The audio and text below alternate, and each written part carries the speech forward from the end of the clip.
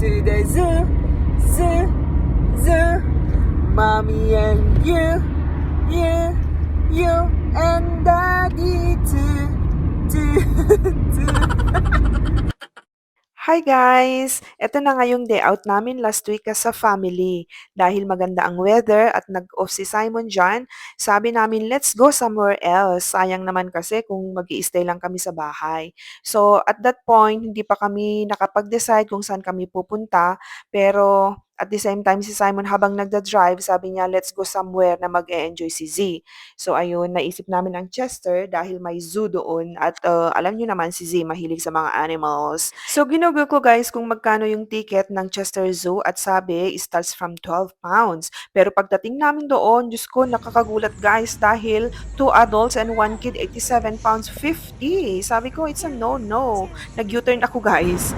Hindi naman sa pinagdadamot kay Z, pero pwede naman kaming pumunta sa Baluarte sa Ilocos pag uwi namin sa Pilipinas. Mas mura pa doon. At ganun din naman, marami din namang animals doon. So ayun na nga, dumiretso na kami sa city center para hindi na kami lumayo ng Chester.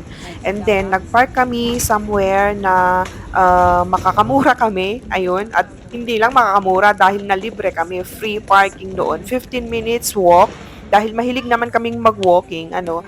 So, instead of magbayad ng napakamahal dyan sa city center, naglakad kami. So, ayun na nga, nakarating na kami dito sa may Chester Market. But then, ang malas namin guys, dahil ang market, close pala siya every Monday. So, ayun, naglakad-lakad na kami dito sa malapit sa cathedral at nakita namin itong matandang nagpe-play ng guitar at kumakanta. Dahil mahilig si Simon at Z ng music din, napa-stop kami.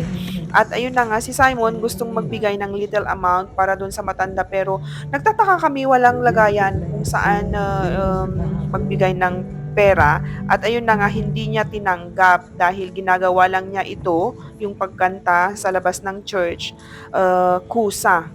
Voluntarily, hindi siya nang hihingi ng pera like a street singer.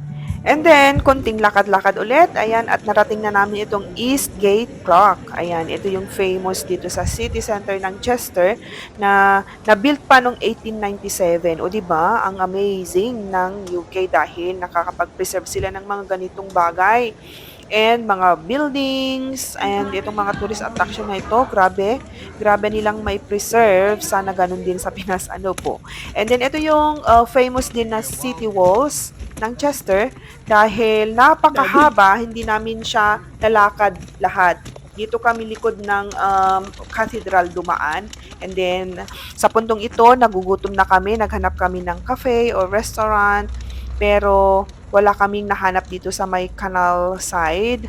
Pero ang Simon sabi pa sa akin, let's go and have a look. Sabi niya dito sa may barge. So habang sumisilip kami, may dalawang couple palang kumakain. Kala namin walang tao guys. So medyo nahiya kami at ayun na nga, tuluyan na kaming umalis dito. And then bumalik na kami sa my city center and we enjoyed the afternoon tea.